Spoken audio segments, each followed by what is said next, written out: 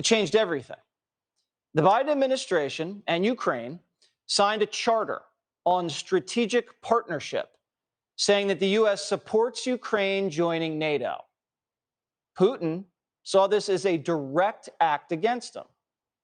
It was an assurance to Ukraine that they're almost there and that they're meeting their criteria that NATO had told them to meet.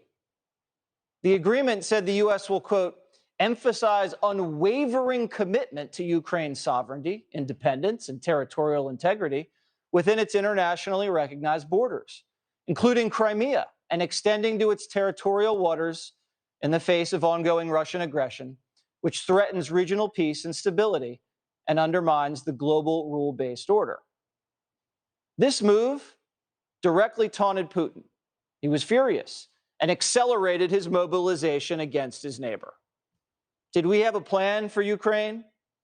What did we expect when they were this close to NATO membership? Well, we either didn't have a plan for a Russian reaction, didn't think Russia would react, or we're watching our plan play out right now.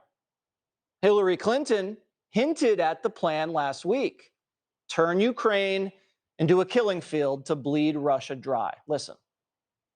Remember, the Russians invaded Afghanistan back in 1980.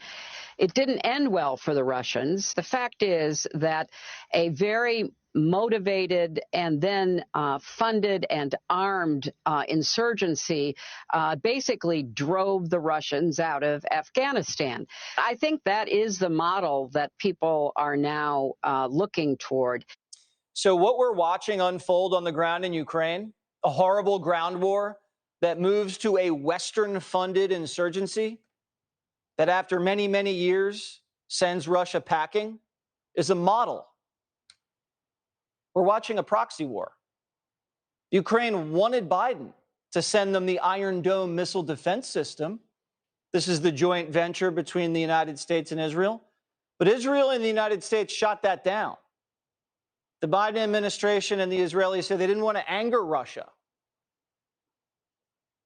Wouldn't let them defend themselves. That would have been essentially a no-fly zone, having the Iron Dome.